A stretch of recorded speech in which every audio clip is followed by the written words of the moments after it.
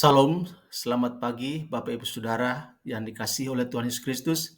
Selamat berjumpa kembali dalam kasih karunia Tuhan buat kita semua pada kesempatan yang berbahagia pagi hari ini. Doa dan harapan saya kiranya damai sejahtera dari Allah Bapa di sorga, kasih dan anugerah dari Tuhan Yesus Kristus, serta sukacita yang melimpah oleh Roh Kudus menjadi bagian kita semua. Amin. Bapak Ibu Saudara yang dikasihi oleh Tuhan Yesus Kristus, pada kesempatan ini kita akan mendengarkan renungan firman Tuhan. Namun sebelumnya, mari kita berdoa, mohon pimpinan Roh Kudus. Kita berdoa.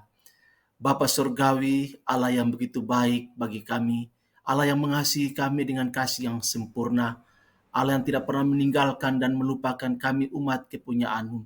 Pagi hari ini Tuhan kami bersyukur oleh anugerah Tuhan kami boleh melewati malam yang penuh gelap dan boleh bangun di pagi ini Tuhan dengan sukacita, kekuatan, kesegaran, kesehatan yang daripada Tuhan.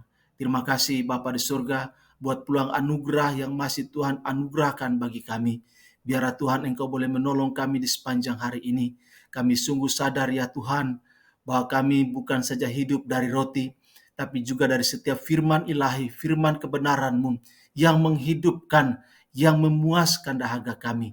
Karena itu Tuhan berfirman buat kami telah siap mendengarkan firman-Mu dan berjanji untuk melakukannya dalam hidup kami setiap hari. Dalam nama Tuhan Yesus kami berdoa dan bersyukur. Haleluya. Amin. Bapak Ibu Saudara yang dikasihi oleh Tuhan Yesus Kristus, pembacaan firman Tuhan buat kita pada pagi hari ini terambil dari Injil Yohanes pasal 11 ayat yang ke-32. Demikian firman Tuhan.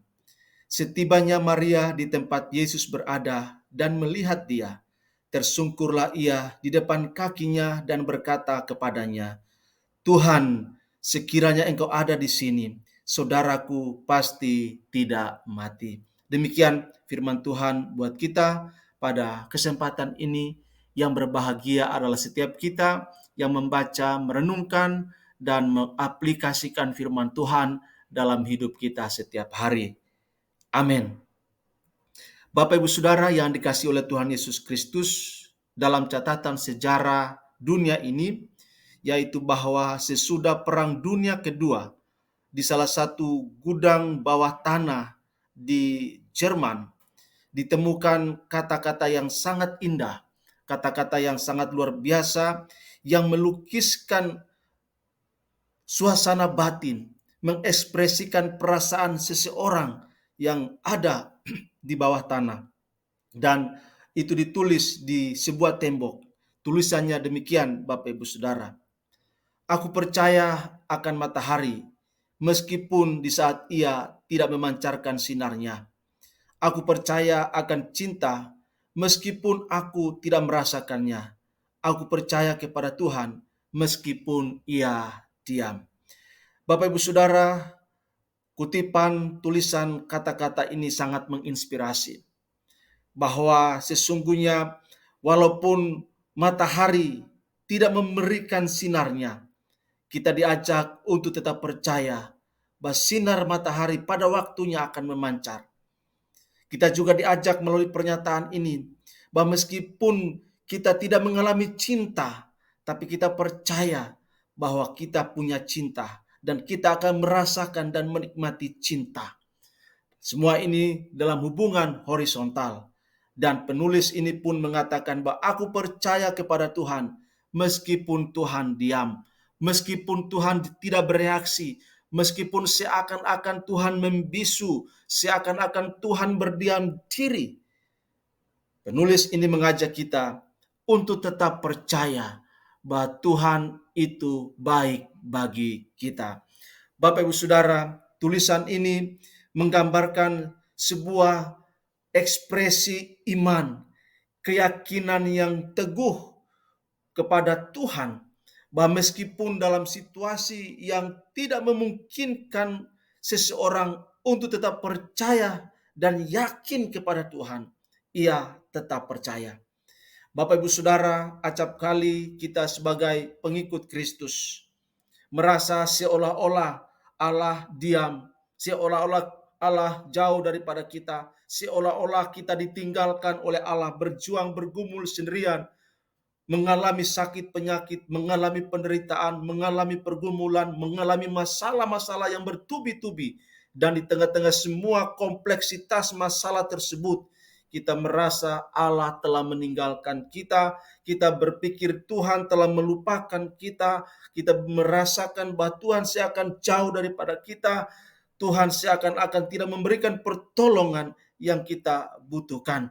Tuhan seolah-olah tidak mau bertindak untuk membantu kita dalam situasi-situasi sulit yang saat kita alami.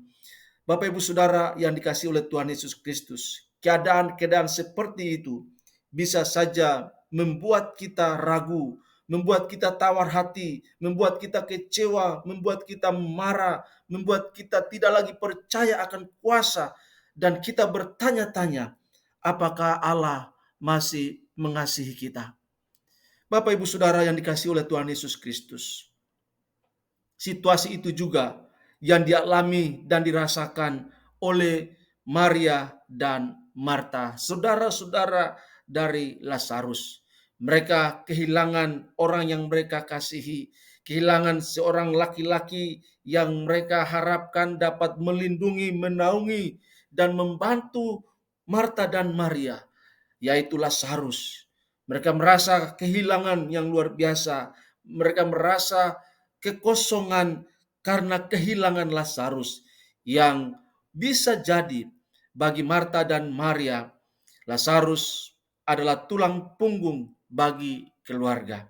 Bapak Ibu Saudara yang dikasihi oleh Tuhan Yesus Kristus, sebelumnya Maria dan Marta sudah mengirim pesan, sudah menyampaikan kabar, memberitahukan kepada Yesus bahwa saudara mereka Lazarus sedang sakit keras. Tetapi yang menarik Bapak Ibu Saudara, dengan sengaja Yesus justru menunda untuk datang ke Betania. Bapak Ibu Saudara, dalam situasi yang kritis, situasi yang membutuhkan pertolongan Tuhan yang segera di saat-saat kritis kehidupan kita, justru kita melihat bahwa Yesus menunda kedatangannya, Yesus menunda kehadirannya, Yesus menunda uluran tangannya yang berkuasa untuk menolong Lazarus. Yesus menunda untuk datang melakukan visitasi kepada Lazarus berdasarkan informasi yang disampaikan oleh Marta dan Maria. Bapak Ibu Saudara, terkadang dalam kehidupan kita pun saat kita menghadapi situasi yang sulit, menyaksikan keluarga kita sakit, menderita luar biasa, dan kita membutuhkan dukungan dari seorang hamba Tuhan, dari seorang pendeta, dari seorang gembala. Dan pada saat yang kita butuhkan, dan kita sudah memberitahukan kepada pendeta, mengundang pendeta, mengajak hamba Tuhan untuk datang mendoakan orang yang kita kasih yang sedang dalam kondisi kritis karena sakit yang dideritanya. Namun pendeta, gembala, hamba Tuhan tidak datang memenuhi undangan kita untuk berdoa saja. Pastilah kita akan kecewa, pastilah kita akan marah, pastilah kita akan sakit hati, Bapak Ibu Saudara. Marta dan Maria juga turut merasakan suasana emosional yang muncul pada saat itu, di mana mereka butuh sekali pertolongan Yesus, kehadiran Yesus, uluran tangan Yesus untuk melakukan keajaiban, melakukan mujizat, memberikan kesembuhan kepada Lazarus. Namun justru Yesus menunda kedatangannya ke rumah Marta dan Maria yang berada di Betania. Bapak Ibu Saudara, apakah Maria dan Marta jadi tawar hati dan tidak percaya lagi akan kuasa Yesus hanya karena Yesus seolah tidak mempedulikan mereka? Dalam catatan Injil Yohanes, kita menemukan bahwa Marta dan Maria, mereka tidak tawar hati, mereka tidak kecewa, mereka tidak mundur dari Yesus. Setelah 4 hari Lazarus dikubur, setelah Lazarus tutup usia dan dikubur 4 hari, Yesus barulah datang ke Betania. Bapak Ibu Saudara, bagaimana kalau kita mengalami seperti yang dialami oleh Maria dan Marta? Saat orang yang kita kasih sudah tutup usia, sudah meninggal dan sudah dikuburkan, barulah pendeta datang, barulah pendeta hamba Tuhan datang, barulah gembala datang. Apa rasanya yang kita alami, Bapak Ibu Saudara? Pasti berkecamuk, pasti energi positif akan berkurang, justru energi negatif akan datang. Dan kita bisa ngapain kalian datang lagi? Toh sudah tidak ada dia. Bisa jadi Marta dan Maria komplain kepada Yesus. Untuk apa datang? Lazarus sudah tutup usia dan sudah dikubur. Dan dalam kuburnya sudah 4 hari Lazarus terbaring di sana. Bapak Ibu Saudara, tetapi Marta dan Maria tetap dengan lapang hati, dengan tangan terbuka menyambut kehadiran Yesus dalam kehidupan mereka.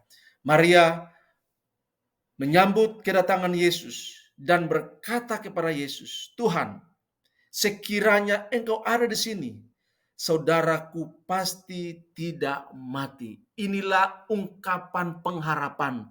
Inilah pernyataan iman dalam harapan kepada Yesus. Bahkan kalau saja Yesus datang di saat kritis, pasti Lazarus tidak mati. Pasti Lazarus tidak tutup usia. Kalau saja Yesus datang saat itu juga, pasti Yesus akan sembuhkan. Yesus melakukan mujizat, Lazarus sembuh. Tapi Maria katakan, ternyata tidak. Kata-kata ini menyiratkan satu ekspresi emosi yang dirasakan oleh Maria. Kata-kata ini seakan-akan menunjukkan kepada kita bahwa Maria mengungkapkan satu penyesalan atas ketidakhadiran Yesus. Tetapi dalam ungkapan ini Bapak Ibu Saudara, ada pengakuan iman. Maria dan juga saudaranya Marta sangat yakin akan kuasa Yesus yang bisa mengerjakan perkara-perkara ajaib di luar jangkauan akal manusia, termasuk menyembuhkan Lazarus, saudara yang sangat mereka kasihi. Bapak Ibu Saudara, kita menyaksikan respon dan tanggapan Yesus. Alkitab mengatakan bahwa Maria, Marta, dan Lazarus adalah keluarga yang menjadikan Kristus pusat kehidupan mereka. Dan Yesus mengasihi Maria, Marta, dan Lazarus. Mereka adalah orang-orang yang merasakan dan mengalami bagaimana dikasihi oleh Yesus. Bapak Ibu Saudara, di sini kita belajar bahwa kasih Yesus tidak selamanya harus dinyatakan dengan cara menuruti semua apa yang kita kehendaki. Ada kalanya, ada saatnya Allah seolah-olah membiarkan kita. Ada saatnya Allah seolah-olah berdiam diri dan tidak melakukan apa-apa untuk membantu kita, menolong kita dalam situasi yang kita alami. Ia seperti diam dan tak peduli, seakan tidak mau tahu dengan pergumulan, dengan sakit, dengan penderitaan, dengan masalah yang kita hadapi.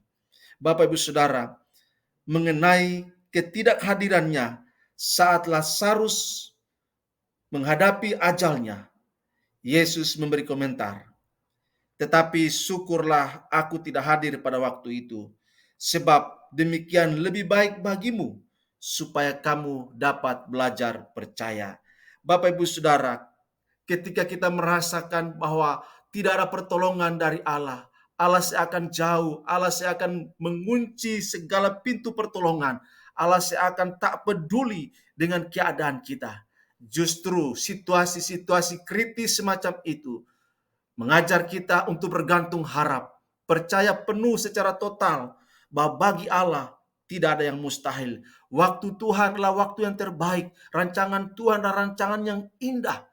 Dan memang dia selalu memberikan pertolongan, tidak cepat, tidak juga terlalu lama, tetapi selalu tepat pada waktu, selalu indah pada waktu Tuhan.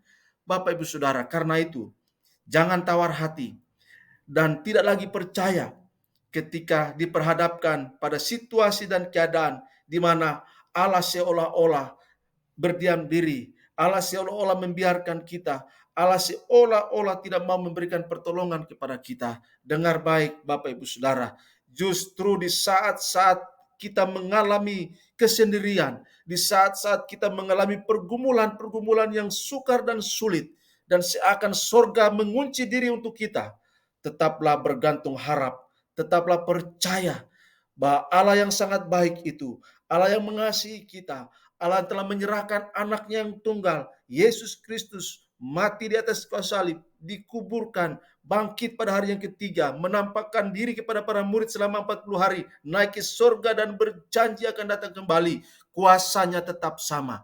Dahulu, hari ini, dan sampai selama-lamanya.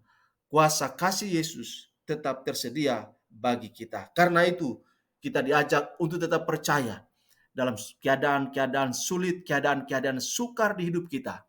Kita diajak belajarlah untuk percaya kepada Allah yang sanggup melakukan jauh lebih banyak, jauh lebih besar dari apa yang kita pikirkan, dari apa yang kita harapkan, dari apa yang kita doakan. Allah sanggup melakukannya bagi kita yang setia dan tetap percaya penuh kepadanya. Demikian firman Tuhan untuk kita semua. Selamat pagi, selamat beraktivitas. Tuhan Yesus memberkati kita semua. Shalom.